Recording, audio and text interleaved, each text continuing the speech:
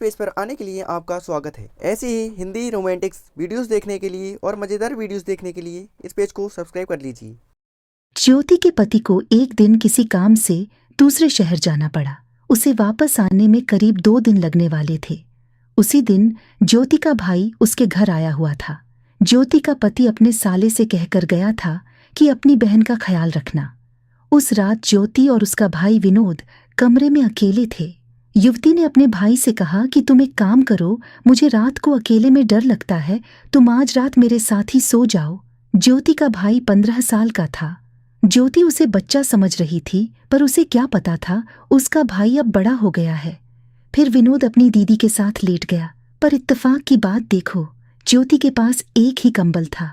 रात में होने वाली सर्दी से बचने के लिए उन दोनों को एक ही कंबल में आना पड़ेगा। विनोद अपनी बहन के साथ सोने के आंधी रात के बाद विनोद ने जो अपनी बहन के साथ किया, उसे जानकर तो आपके रोंगटे खड़े हो जाएंगे। विनोद की बहन ज्योति की उम्र ज्यादा नहीं थी। उसकी दीदी की नई नई शादी हुई थी। ज्योति दिखने में बेहद सुंदर लड़की थी। शादी के बाद ज्योति की खूबसूरती में 4 चांद लग गए थे।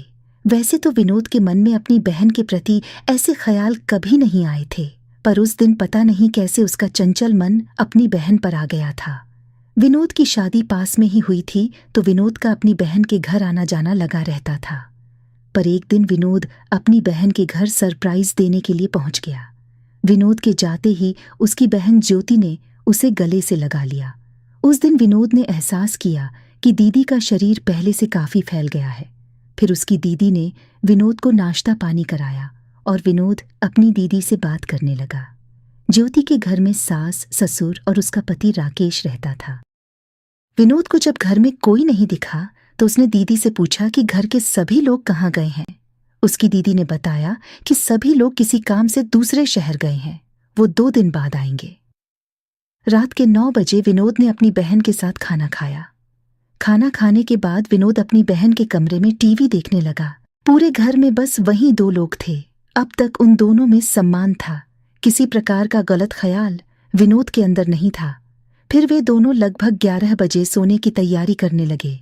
ज्योति के घर में ज्यादा कमरे नहीं थे, उसके पास बस वही एक कमरा था।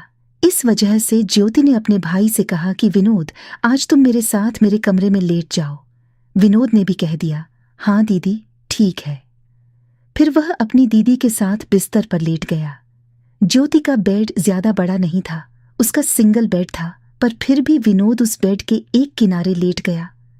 रात के 2 बजे विनोद की आंख खुली तो उसने देखा उसकी दीदी उससे चिपक कर सो रही है और उसके कपड़े भी बिखरे हुए थे और ऊपर के बटन भी खुले थे।